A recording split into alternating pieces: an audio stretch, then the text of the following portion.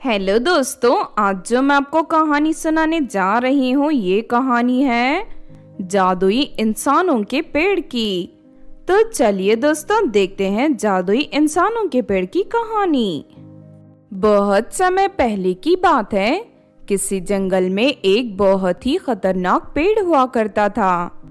उस पेड़ के नीचे ढेर सारा खजाना रखा था। जो भी इंसान खजाना हासिल करने उस पेड़ के पास जाता तो वो पेड़ उसे पकड़कर हमेशा के लिए अपनी ढाल पर बांधकर लटका देता।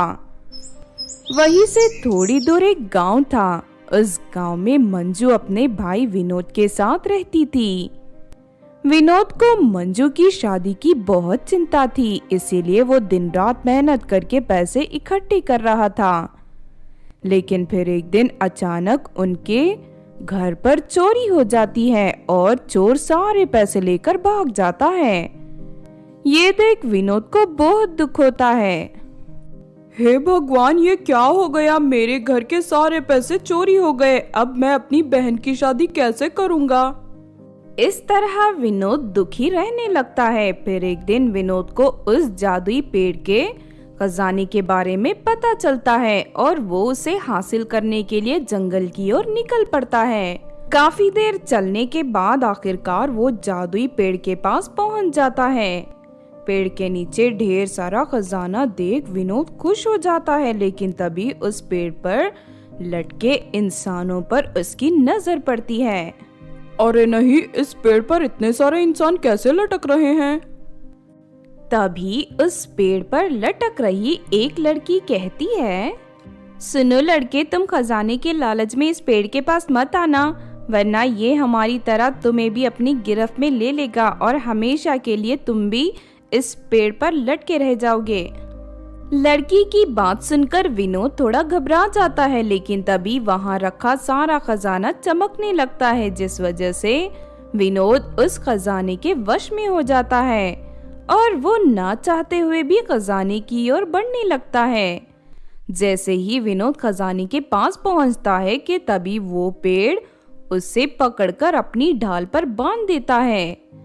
दूसरी तरफ विनोद के घर ना पहुंचने की वजह से उसकी बहन बहुत परेशान होकर उसकी खोज में निकल पड़ती है।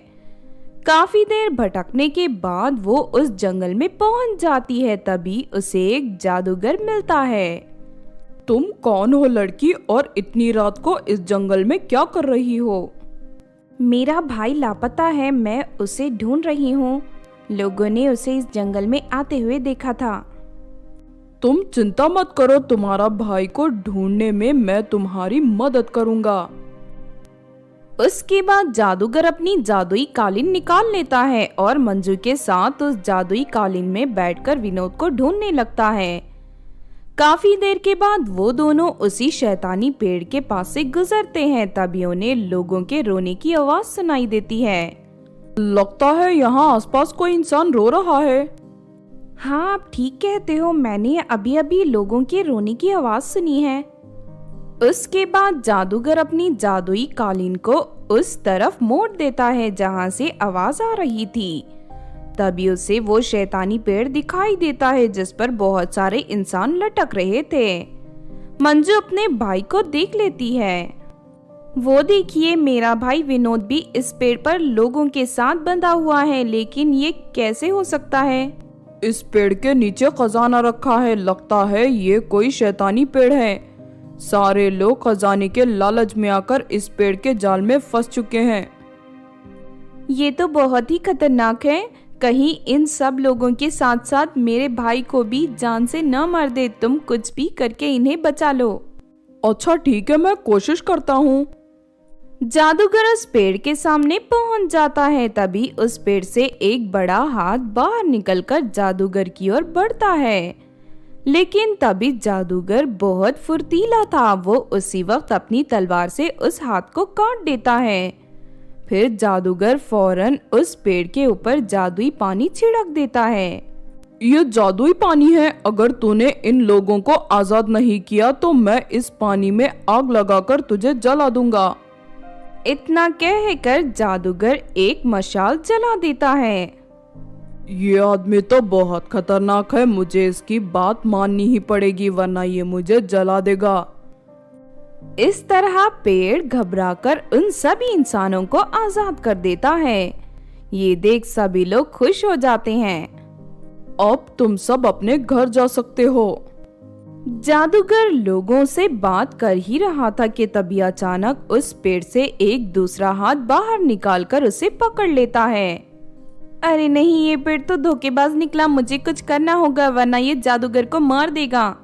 मंजू उसी वक्त मशाल उठाकर पेड़ के ऊपर फेंक देती है और जादुई पानी की वजह से उस पेड़ में आग लग जाती है।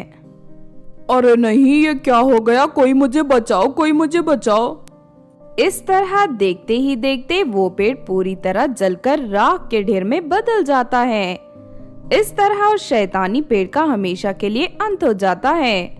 उसके बाद जादूगर विनोद से मंजू से शादी करने का प्रस्ताव रखता है। मंजू को भी जादूगर पसंद था, इसीलिए विनोद उन दोनों की शादी करवा देता है। इस तरह सब कुछ ठीक हो जाता है। फिर मंजू और जादूगर हंसी खुशी अपनी जिंदगी जीने लगते हैं।